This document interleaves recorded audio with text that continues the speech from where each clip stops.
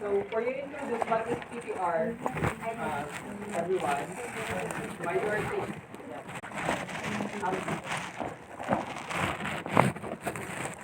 ayan. So before everyone take this, what is introduce PPR?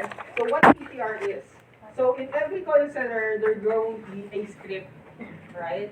So when the customer say this, you say this, you say that, you say this, right? It's a different approach when we talk about e-mobile.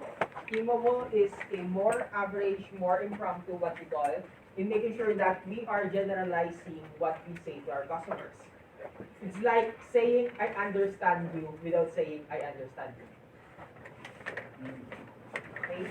So that's what we call personalizing your script to your customers.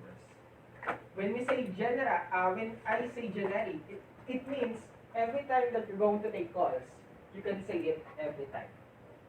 Like, thank you so much for calling. I appreciate your calling us for here about your bill. Let's go ahead and pull up your account. Then next call. Thank you so much for appreciating calling us about your bill. Let's go ahead and pull up your account. As every time this goes by, you go to say you have your generic response. But to make it more generalized, with that, the reason I want to make sure we know or fully understand your bill in that way, we could understand what happened in increasing your bill. Next call. Oh, I know that you're being passionate about knowing why your bill started got high. Let's go ahead and see what did that happen. Another call. So I want to make sure we got everything clear. I know we just want to make sure why there's extra $30 on your company bill, right? So let's go ahead and see what's happening in your bill. In that way, we could avoid it next month. See the generic response. All about we're talking about bill. So if we have generic response, I can say it every call. It's being signature or what we call tailored fit responses. It means you cannot replicate what you say because you going to base your response on what you could hear to your customer. It doesn't mean bill. If a bill problem, then I have this script. If a customer want to do some changes, this is my script. No. It means your script, you're going to base what your customer says. Make sense siya? Yes. Kunyari, what if lang, may feedback ko feedback sa kanya. Same na feedback sa'yo, what would you feel?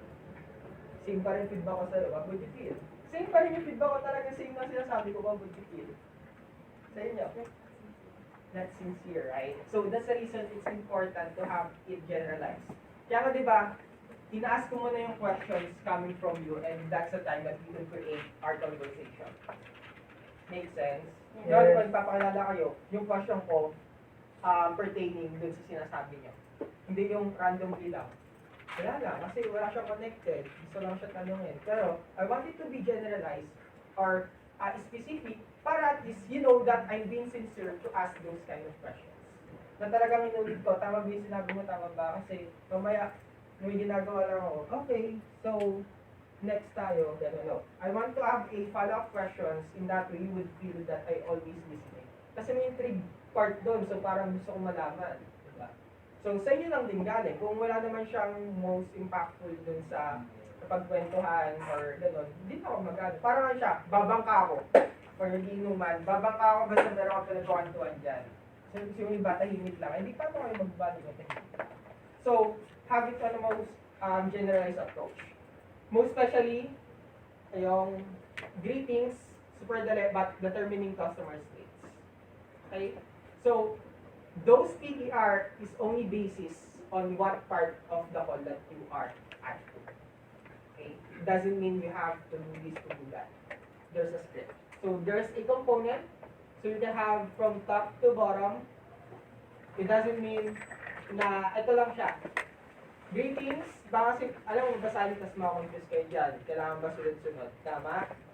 So, siyempre, yung greetings, kailan ba dapat? Mamaya sa dunig yung gawin.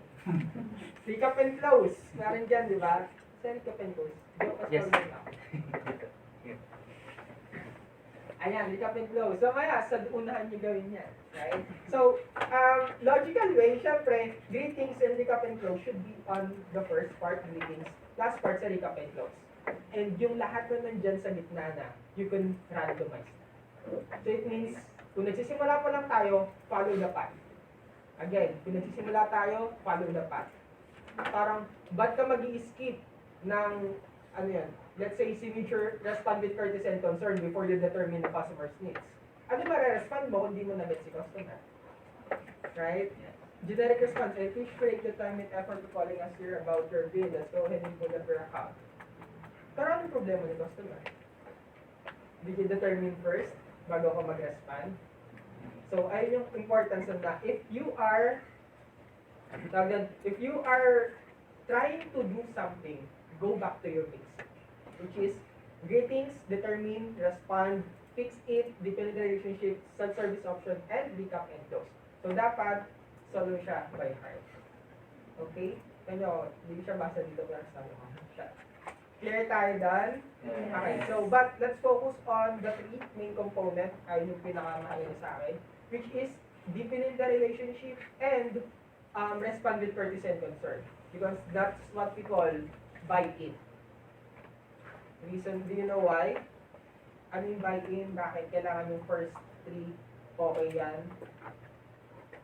Why do you think? Ayan. The greetings, the determine customer needs, and respond with courtesy and concern. Why do you think is it important? You will resolve the problem, and you know the reason why the customer is calling.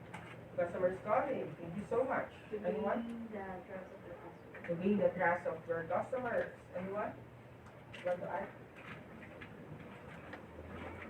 Okay, anyone? What? Go. For us to be able to have a successful interaction between your customers. Successful interaction? We're not able to resolve the issue if you don't know this three. Three, right? So, especially you're correct, right? In making sure that those things will correlate on the bottom part of the PCR, or what we call path to resolution, okay? But the most important there is, for the first 180 seconds, that's what we call first impression always last, right? Para pag nakain ka yung customer, you're good at the first part, no matter what you say on the last part, they will trust you. Even though it's not resolved, it's resolved, we can do, they will trust you. Because on the first part, you are confident enough to do it. Okay? So, hindi mo nga na-determine, so ano mag-fix it mo? So, hindi ka pa napag-respond. So, how will your customer would feel that you really understand them? That I'm saying, I understand you without saying, I understand you. So, the customer would feel na hindi mo ko naintindihan. Gets mo lang ako pero hindi mo naintindihan yung karamdam ko. That's what we call invalidating our customers' feelings. So, we don't want to have that. So, always practice that saying, I understand you without saying, I understand you. Don't say, I see what you see. Right? I understand what you understand. I really feel you what you really feel.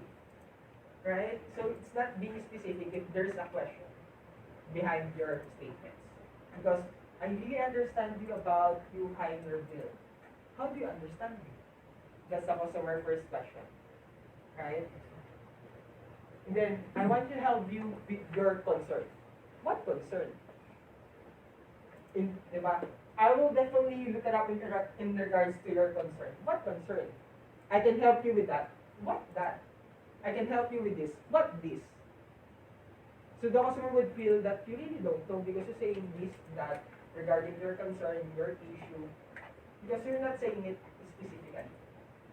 But again, you can say it if you want to be comfortable first. Then definitely you could improve day by day, week by week. Siyempre simula, okay lang yan. Siyempre, na-mental block tayo, na-stutter tayo, that's okay. As long as we're comfortable doing it na, then we could upgrade our statements. Clear tayo dyan? Yes. Yes.